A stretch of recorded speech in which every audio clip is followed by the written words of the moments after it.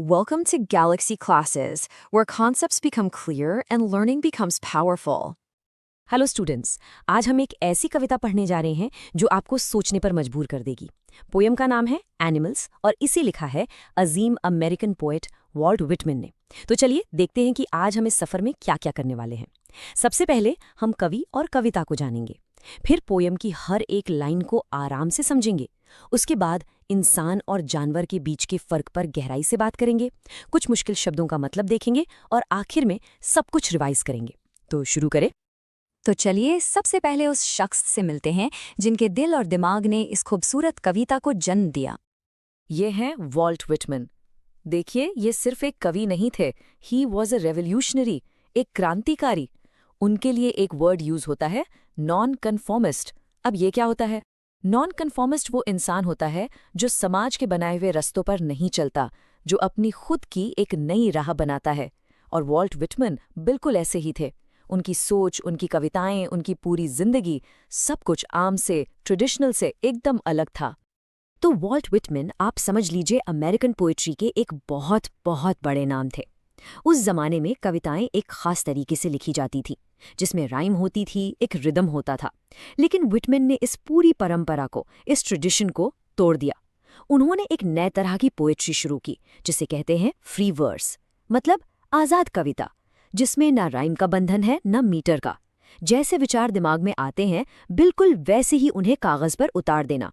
ये स्टाइल उनकी अपनी पर्सनालिटी को ही दिखाता है, एक आज़ाद, नॉन कन्फॉर्मिस्ट इंसान। अच्छा, तो इस पोयम का सेंट्रल आइडिया क्या है? इस कविता का दिल क्या कहता है? बहुत सिंपल लेकिन बहुत गहरी बात है। The poet feels more at home with animals than with humans. उन्हें इंसानों से ज्यादा जानवरों के साथ सुकून मिलता है, अपनापन लगता है। पता है क्यों? क्योंकि उन्हें इंसान कॉम्प्लिकेटेड यानी बहुत उलझे हुए और फॉल्स यानी झूठे और दिखावा करने वाले लगते हैं। आखिर जानवरों में ऐसी क्या खास बात है जो शायद हम इंसानों में अब नहीं रही? इस सवाल को अपने जहन में रखिएगा, क्योंकि ये पूरी कविता इसी सवाल का एक खूबसूरत जवाब है। तो चलिए अब इस कविता के सफर पर निकलते हैं।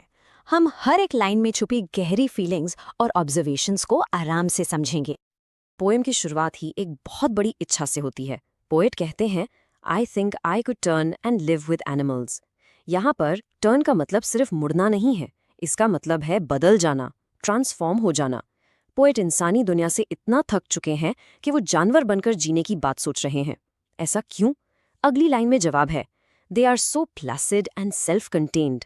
प्लासिड मतलब एकदम शांत, काम एंड पीसफुल, जिसे छोटी मोटी बातों से कोई फर्क नहीं पड़ता। और सेल्फ कंटेन्ड, इसका मतलब है वो अपने आप में ही कंप्लीट हैं, आत्मनिर्भर।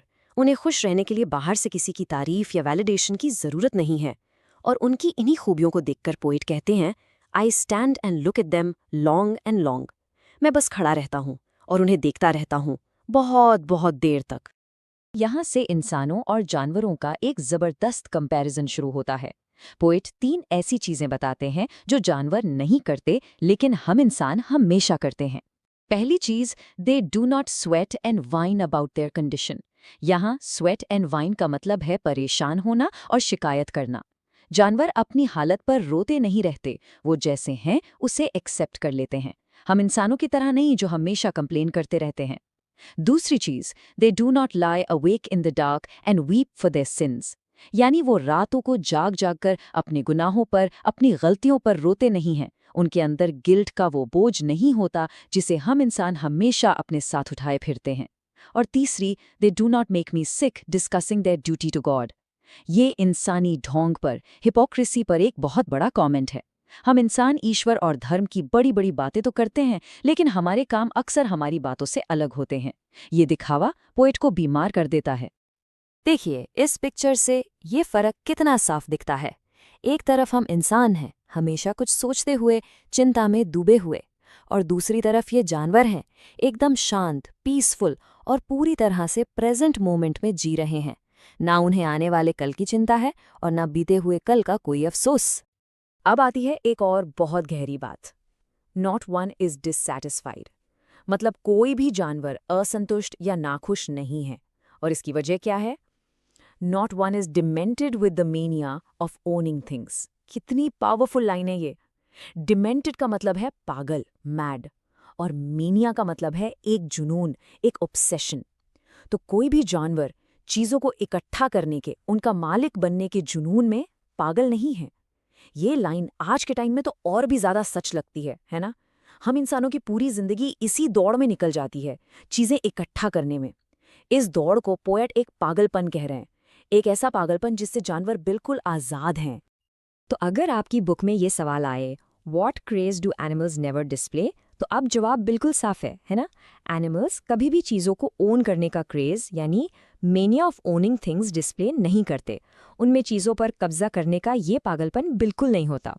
आगे बढ़ते हैं। Not one kneels to another.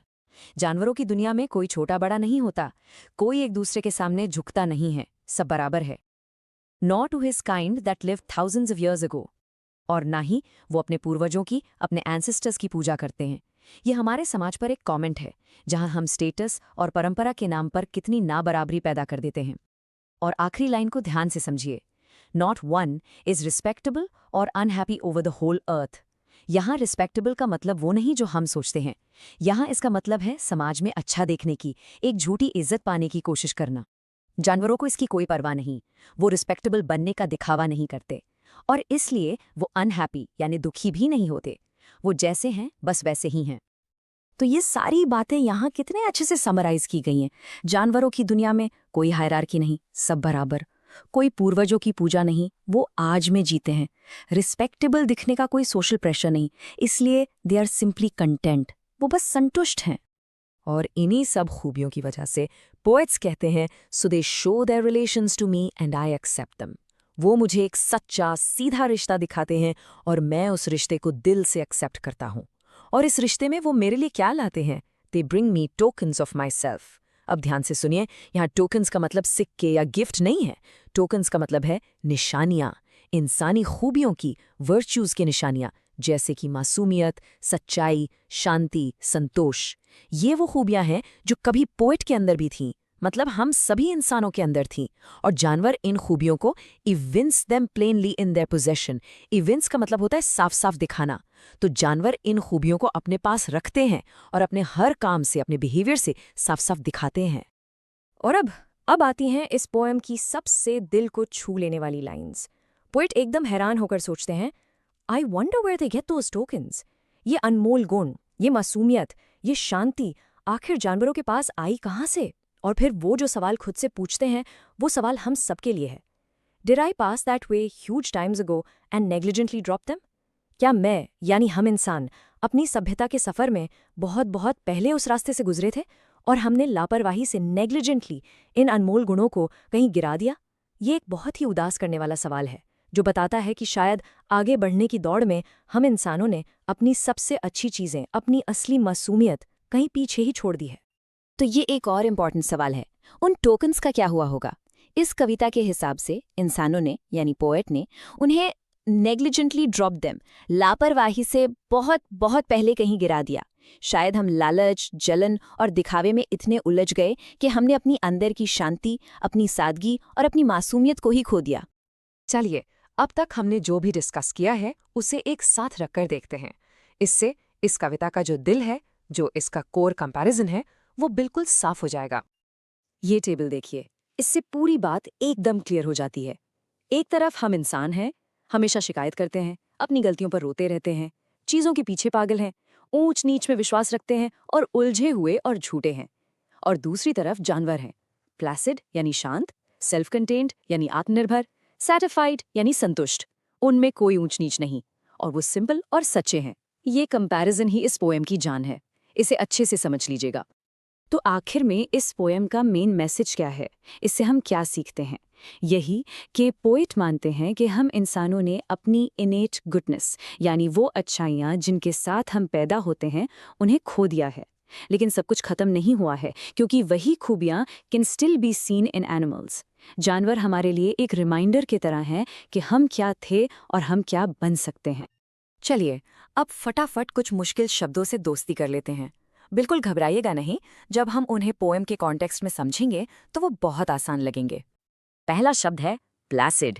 इसका सिंपल सा मतलब है शांत, एकदम काम एंड पीसफुल, जिसे आसानी से गुस्सा ना आए या जो परेशान न हो। पोएट कहते हैं ना, एनिमल्स आर सो प्लासिड।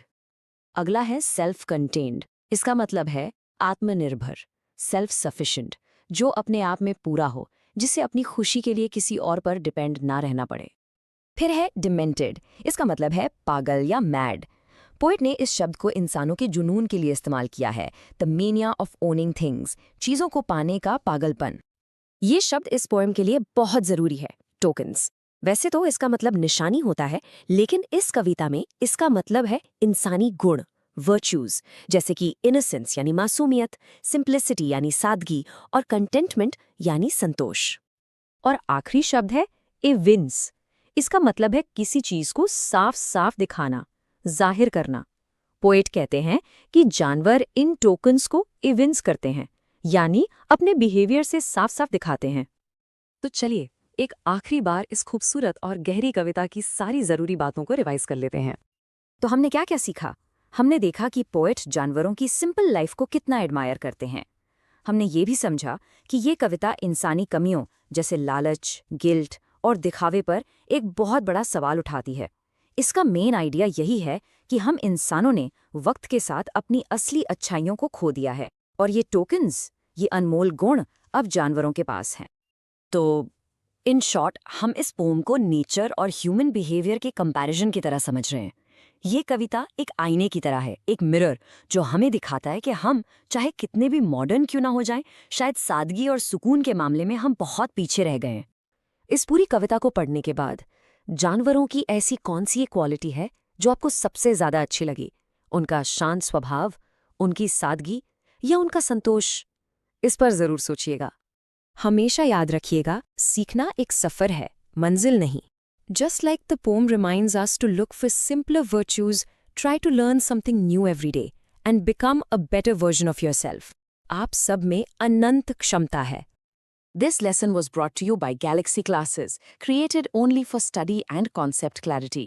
अगर ये एक्सप्लेनर आपको हेल्पफुल लगा तो please like, share and subscribe, and don't forget to press the bell icon for further notifications. Thank you.